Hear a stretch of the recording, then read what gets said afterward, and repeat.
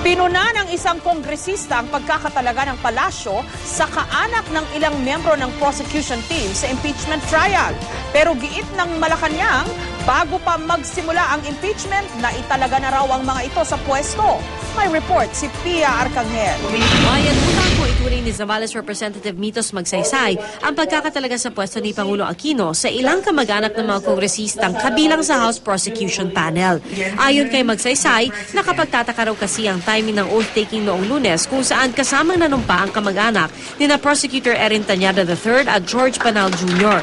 Ang problema, the oath-taking was only done last Monday na medyo masyadong too close dun sa impeachment. Kaya kung hindi mo babasahin at hindi may papaliwanag ng tama yan, iisipin ng tao na itong appointment ng dalawang tatay ay payback dun sa impeachment process na nilahukan ng mga prosecutor. Ang tatay ni Congressman Bolet Banal na si George Banal Sr. ay itinalaga bilang acting board member ng Photo Point Management Corporation. At ang tatay naman ni prosecution spokesperson at Deputy Speaker Erin Tanyada III na si dating Senador Wigberto Tanyada itinalaga bilang chairman at member ng board of directors ng UCPB CIIF Oil Mills Group. Sina Banal Sr. at Tanyada itinalaga noong August 2011 pa.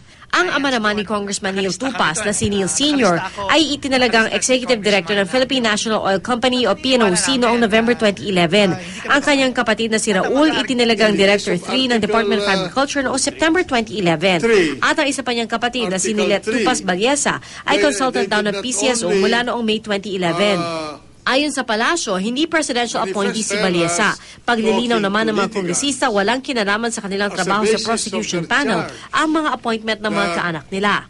Ako naman, itong pagiging lead prosecutor ko, wala itong kapalit. Alam niyo, sakripisyo dito, di ba? Lahat ng klaseng character, lahat ng nadaanan natin dito.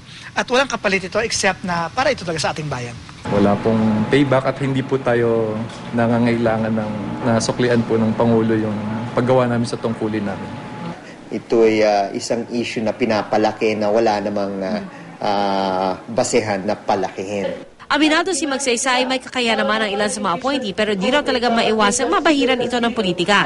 Tiniyak naman ng palasyo na bago pa mag-umpisa ang impeachment ay naitalaga na ang mga ito. So the service of the appointees, kasi first of all, I cannot discount na qualified naman po yung tatay po ni Congressman Tanyada at saka ni Congressman Banal. Yun lamang po, baka mababahiran to ng negative. Nandito po yung appointment papers po nila. Baka bago kayo maghusga, basahin nyo na muna yung appointment papers.